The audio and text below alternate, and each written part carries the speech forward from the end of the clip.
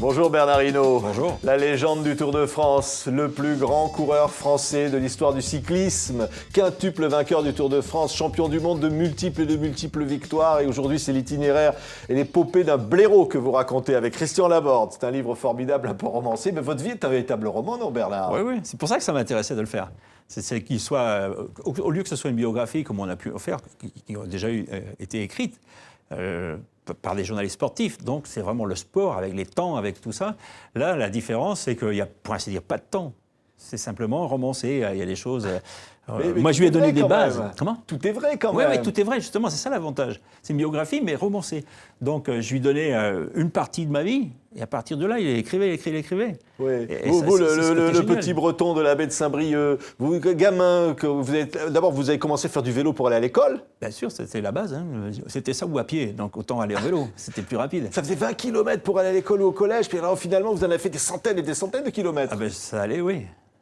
J'en ai fait X avant de commencer la compétition. Et c'est peut-être parce que j'étais entraîné à faire tous les jours du vélo que le jour où j'ai fait ma première course, j'ai pu la gagner. Oui, bah alors d'abord, c'était le brevet. On vous a donné votre premier vélo. C'était un cadeau?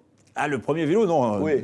Pour aller à l'école, oui. C'est mon père qui me l'a payé. Mais le deuxième vélo, qui a été un vélo de compétition, très lourd par rapport à ceux d'aujourd'hui, c'est mon frère qui l'a acheté. Il voulait faire la compétition, et puis il a trouvé que c'était trop dur, et il a fallu que moi, je lui rachète son vélo. Donc, il a fallu aussi que si je ne gagnais pas, je ne pouvais pas lui payer son vélo. Oui, c'était dur de se payer un vélo, hein?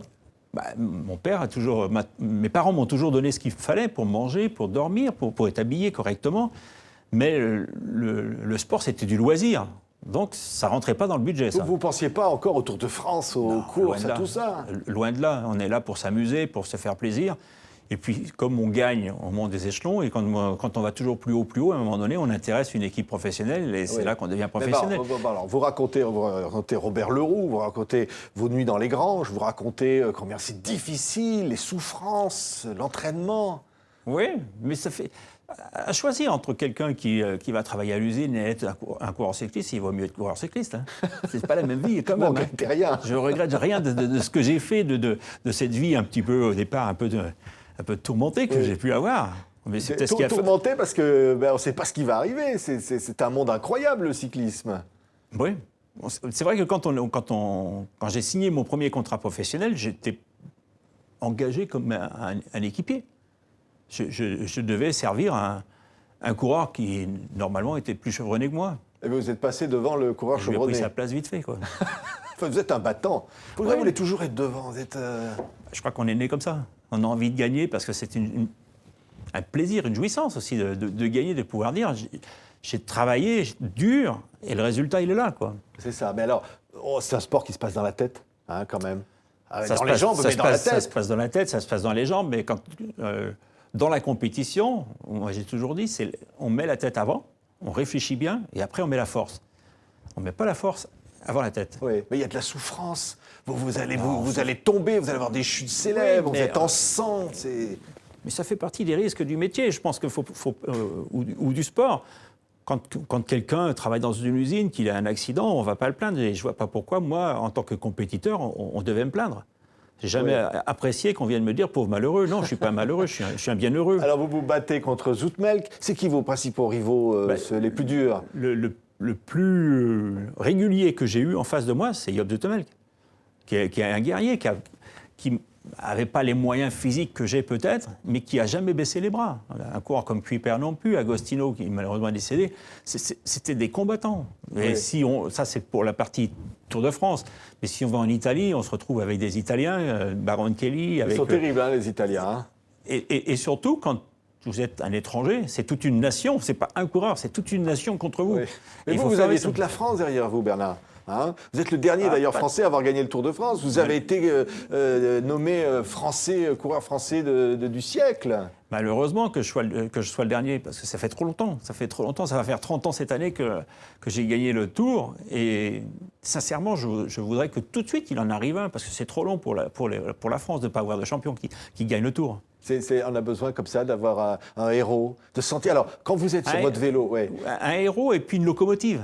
Je pense que quand on a un champion, c'est aussi tous les petits bambinos qui sont dans les écoles de cyclisme, qui ont envie d'être à l'image de celui qui gagne. Ouais. À quoi on pense, Bernard Hinault, quand on est devant, quand on est dans la souffrance, dans la canicule de l'été sur son vélo, avec peut-être la victoire au bout et qu'on a le public qui crie son nom au bord de la route? Une certaine jouissance en sachant qu'on va aller au bout et qu'on va gagner. Et qu'on ne va pas perdre aujourd'hui. Le plaisir aussi de lâcher ses concurrents, centimètre par centimètre, parfois mètre par mètre. Et vous êtes en montagne, vous êtes dans la sortie d'un virage, vous regardez, vous voyez votre adversaire qui est 3 virages en dessous, et ça y est, celui-là, il est fini. Mais jamais de découragement, jamais on se dit, j'en peux plus, j'arrête tout. Ah, ça m'est arrivé 2 ou 3 fois dans ma carrière. Dans le Dauphiné, quand je suis tombé dans le ravin, donc il y a eu une période où c'était très très dur pour monter à la Bastille. Les pourcentages sont très durs, quoi. Et là, j'ai dit, j'en peux plus tellement j'étais blessé en plus. Et puis, mais autrement, non, je me suis jamais vraiment découragé. Tant qu'on n'a pas passé la ligne, on n'a pas perdu, mais on n'a pas gagné non plus. On n'a pas gagné. Et une année dans le Tour où il y avait des pavés, si je ne me bats pas aussi fort que je me suis battu toute la journée pour lutter, parce qu'il y avait des coureurs qui étaient échappés, et moi j'avais eu un incident mécanique, j'aurais pas gagné le Tour. Parce que là, le fait de me battre jusqu'au bout, jusqu'à la dernière centimètre. Liège sous la neige, ça c'est quand même quelque chose. Bon, il y a les pavés, il y a la neige aussi des fois. Oh, ça n'arrivera plus maintenant aujourd'hui, parce qu'on ne pourrait plus aujourd'hui faire cela pour la simple et bonne raison, c'est qu'on connaît par le biais de la météo, toutes les conditions qu'on peut avoir dans la journée. Donc on ne peut pas prendre de risques. Bernard Hinault, c'est moins marrant aujourd'hui le Tour de France, c'est un peu trop devenu... évidemment, on va vous parler du dopage, on va parler de l'affaire Armstrong, on vous parle de tout ça. Ça vous dégoûte un peu, non? Non, c'est un peu trop aseptisé, quoi. Il n'y a plus de grandes envolées, de champions. On a des coureurs qui sont des équipiers, qui sont sans être méchants avec eux, des seconds couteaux qui vont aller faire des grandes échappées. Mais le champion, lui, que ce soit Contador, que ce soit Froome, que ce soit Quintana, que ce soit Nibali, ou même des Français, vont pas attaquer à 80 km de l'arrivée. Ça se fait plus aujourd'hui. Ça se fait dans la dernière ascension, simplement. Et c'est dommage. Ça, c'est vraiment dommage. Mais ça veut dire que quand même, parce qu'on a parlé beaucoup du dopage ces derniers temps, vous dites finalement, on est allé trop loin, on voulait être trop dans la performance. Il y a eu une période, c'est la période Armstrong qu'il faut oublier à tout prix. C'est une escroquerie, Armstrong. Tout le monde devait savoir qu'il était dopé, non, d'après vous? C'est pas évident de savoir qu'il est dopé dans la mesure où il passe 42 fois au contrôle antidopage en 90 jours. C'est là où il y a quelque chose qui s'est mal passé au niveau de l'UCI. C'est possible de ne pas se rendre compte de ça? Non, il y a une complicité quelque part, parce que ce n'est pas possible autrement, parce que les contrôles ont été faits dans tous les pays, à peu près des pays différents, la France, l'Italie, partout il a été courir, et il n'y avait jamais de résultat. Ouais. Je pense qu'il y a eu quelqu'un un jour qui l'a blanchi, qui l'a gardé, qui a fait que ça passe. Votre sentiment, c'était quoi, vous, Bernard Hinault? Vous dites c'est vraiment c'est dégueulasse ce qui est arrivé, ce qui se passe. C'est pour ça qu'il faut l'exclure carrément de tous les règlements, de tous les comment on appelle ça, les résultats, en disant monsieur, au revoir. Aujourd'hui, c'est propre. Mais le cyclisme est peut-être le sport le plus propre. Et dans l'enquête qui a été menée par le Sénat, les cyclistes sont les 6e. Hein. Ouais. Donc, que tout le monde balaye devant sa porte et qu'on arrête de dire qu'il n'y a que les coureurs cyclistes. Je pense que malheureusement, comme on peut voir aussi avec cette histoire de la FIFA, il n'y a pas un sport qui peut dire on est plus blanc que le blanc. C'est pas possible. Oui. Mais alors, l'épopée du blaireau, pour terminer sur une note très positive, Bernard Hinault, le plus beau souvenir de votre carrière, le moment le plus fort, l'émotion, ce pourquoi vous dites j'ai bien fait de faire tout ça? Moi, je crois que c'est d'avoir eu cette chance de pouvoir pratiquer le cyclisme pendant 12 ans à ce niveau-là et d'avoir autant de victoires. Parce que sortir une course, ça voudrait dire que dans les autres, je me suis embêté. Et c'est pas vrai. De la plus petite course à la plus grande course, j'ai toujours eu la même joie à gagner.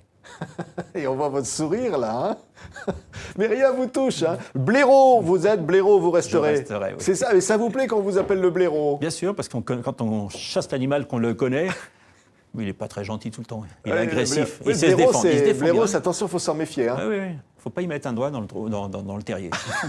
Alors voilà, on est prévenu. Merci Bernard Hinault, un Merci champion et un de m'avoir écrivain. accueilli. Formidable livre avec Christian Laborde, donc l'écrivain formidable qui a écrit aussi d'ailleurs le dictionnaire amoureux du cyclisme, que l'on recevra bientôt sur TV5 Et puis qui Monde. va sortir aussi Et puis à qui chaque sort fois. un livre qui s'appelle À chacun son tour, les chroniques du Tour de France. Voilà, Christian Laborde. Et puis vous, donc vous, le champion, l'épopée du blaireau. Merci et puis Merci. bienvenue pour le prochain Tour de France. Ça sera votre combien ? En tout, 38 ou 39e. Je fais partie des meubles. Merci Bernard Hinault. Merci.